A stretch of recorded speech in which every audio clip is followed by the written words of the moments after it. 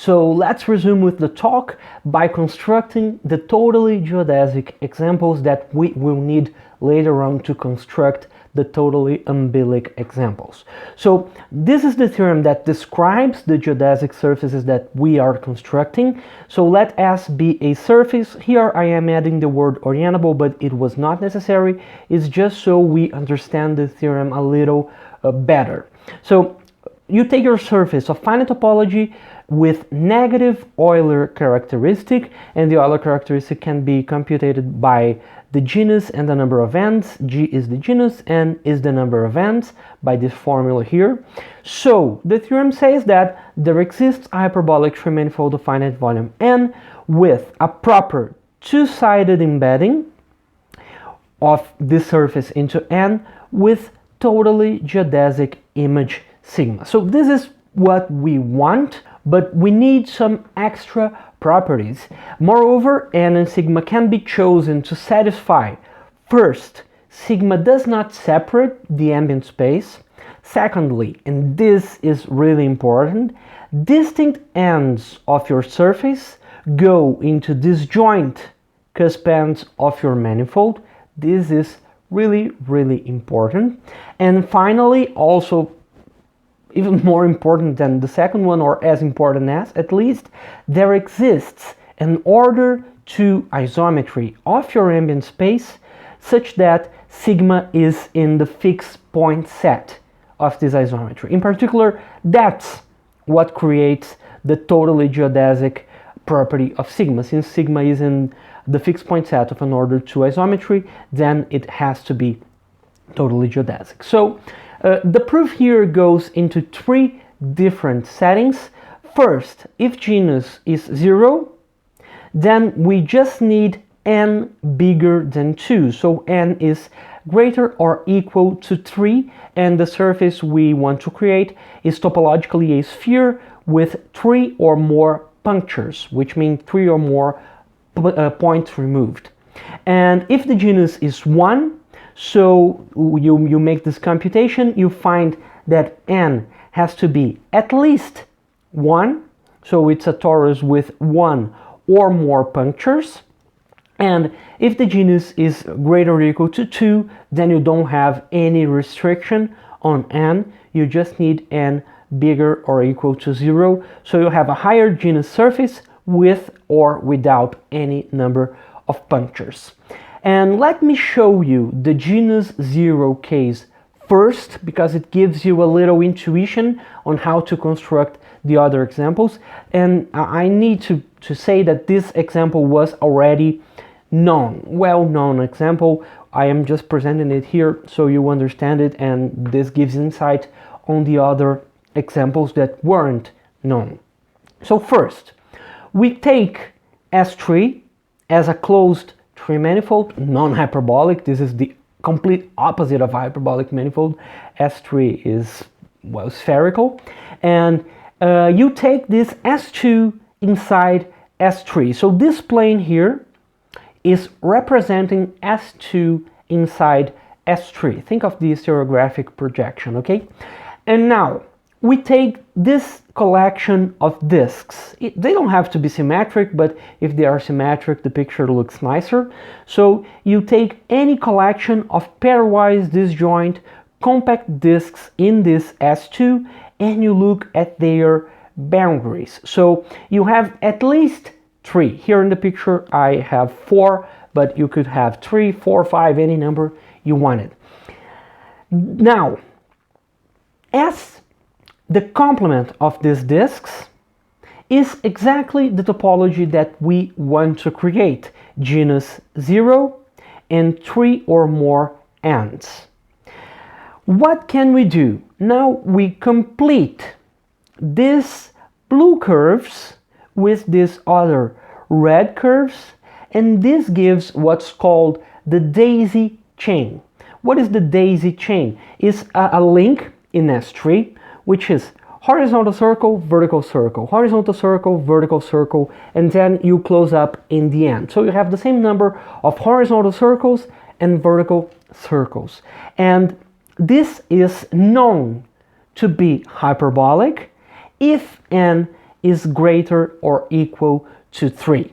So we take the complement of this daisy chain, is S3, minus this link, and this gives you a manifold N. So what happens in this manifold N? S is a surface which exists in this manifold N, and it is an N-punctured sphere. See, you removed N disks on the horizontal part, and the red curves do not puncture this sphere because they are linking these disks and intersecting only once on the disks. Now, we know that it is hyperbolic, so the complement of gamma in S3 admits a complete hyperbolic metric of finite volume, and in this hyperbolic metric, S is a complete surface, because anytime you leave the surface, you are actually reaching infinity. Remember, the blue curves are not there. They are exactly the ends of your ambient manifold. The red curves also are not there. And S is a complete surface, and this is the important part. You have a reflection on S3 across this S2 plane. And you can take this daisy chain as being symmetric with respect to this order 2 reflection, and it becomes actually an order 2 isometry of your ambient space. But S is in the fixed point set, so S is totally geodesic. And that's basically the main idea in the proof of the theorem of this video, which is basically like this. You fix the topology, in our situation genus 0 and 3 or more ends, and then we chose a closed 3 manifold, so non-hyperbolic, we chose a closed 3 manifold, in this case was S3. We look at a closed surface in this ambient space, in this case the closed surface was S2, and it was in the fixed point set of a reflection. Now we added punctures to this surface S hat and found a hyperbolic link in P such that it was invariant under the reflection, and a connected component of S minus gamma, of S hat, sorry, minus gamma was diffeomorphic to the original surface, the original topology we wanted. So the bad news, actually the good news, because that means that our work needed to be done. To find this kind of examples in general is not as simple as I did it in here. As I told you before, these examples were known, so it was basically easy to make them. So the strategy we are going to approach here is to prove these cases genus 1 with one end or genus 2 without any punctures as the base for induction, and we will use some induction process on the number of ends. Okay, so let me present you the base for induction. These examples are not very complicated to create. Here we have what do we have here? You have your surface of higher genus times S1 for your ambient closed space P, and we can remove some knots here, some links which are fully alternating and they have some properties here, and we can find that this manifold here is actually hyperbolic, and these two surfaces are totally geodesic in it with within the fixed point set of this reflection, which flips the lower side and the upper side. And here we actually, it's a little bit different because your manifold, your ambient P, it's not closed. It's actually T2 cross R or T2 cross -1, 1. So it has boundary. It has not actually boundary. It has ends, a priori ends. And you take S2 to be something like this. You have this complicated link here with a circle in between. So this circle here breaks this central torus into two, and you create a totally geodesic torus with one puncture. I will be focusing on the talk in this situation here, which is easier for me to explain, but actually this situation is almost the same as the other one. So the next step is to add components to the links and preserving hyperbolicity and symmetry and removing disks from the surfaces, as we did with the case with Genus 0. Okay, and here comes another work, which are moves preserving hyperbolicity of link complements. And this result is far more easier to draw a picture than to write a text, but I will try to do both at the same time. So you take a hyperbolic link in a tree manifold with this hidden property here. I will not tell you now what it is, but soon, and assume that there exists a tree ball such that it intersects the link in one of these two pictures. So these are called tangles, and you either have two unwinded lines here, and these lines must be joined by a complete geodesic in the hyperbolic metric, or you have a tangle such like this one, and then you don't have to need any geodesic at all. So you can replace these tangles in these balls to with another tangle, a different tangle, such that the result is also hyperbolic. So in other words, let's make it a little bigger picture here. We have this switch move, and we have here this chain move. And if this manifold here, this link, was hyperbolic previously, then when you make the switch of these two lines by this tangle here, it remains hyperbolic, obviously with a different metric, but you are still hyperbolic of finite volume. And here in the chain move, you change this tangle, which is the one we created with the switch move, but it doesn't have to come from the switch move. They are independent results. So you have here the chain move, which changes this one circle by three circles, and again you remain hyperbolic. So a few remarks about these moves. First, the chain move. This one actually follows from a more general result, which we don't need here, which is called the K-twist move. You change one component by two components, and you can add twists to this second component. And there is one specific situation where the K-twist move is not true, unfortunately, or fortunately, because it also, we found the explicit situations where it's not true, and this is the hidden condition there. And this condition is, you have one of these three tangles here called minus k plus 1, or minus 2 minus k, and this is not minus 2 plus k. Take care, because there is a space here you cannot see. And applying the k chain move, the k twist move, creates a non-hyperbolic link, but only in S3. If your ambient space P is not S3, everything is fine. So here are the tangles where the k twist move do not apply, just these three tangles here, and they are all in S3. And what happens is more or less like this. You have a figure like this one, so this would be a 1, 2, 3 tangle. This is minus 3 tangle, and when you apply the 3 twist move in this imaginary ball in here, so you change this one circle by two circles, one of them twisted, you can actually use this twist to unravel the other twist. So what you create here is something that it's not hyperbolic, because it's not easy to see, but it has an essential annulus bounded by this component and this other component here. But okay, as I said before, this is not the focus of the talk.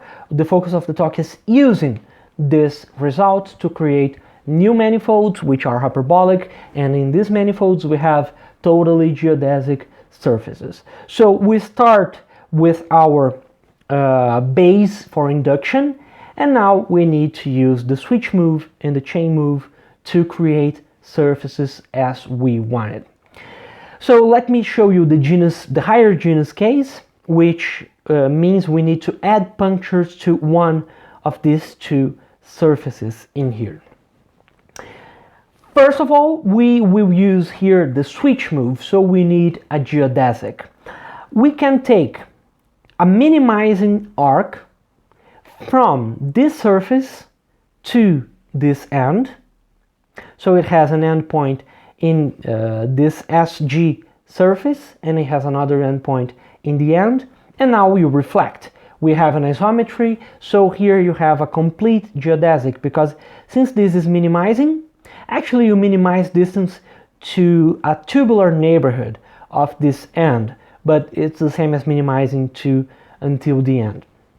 So you have here, since this is minimizing, it intersects the surface orthogonally, and you can reflect to create a complete geodesic joining these two link components. Now you just go with a tubular, a neighborhood of this arc, not in your manifold, but in your original closed manifold P. So it is a ball, it's a small ball, and we can choose it invariant under the reflection, and it cuts a disk of this surface here.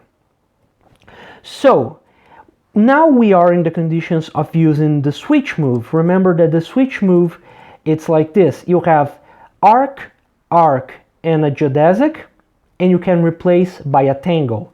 It's exactly what we have here.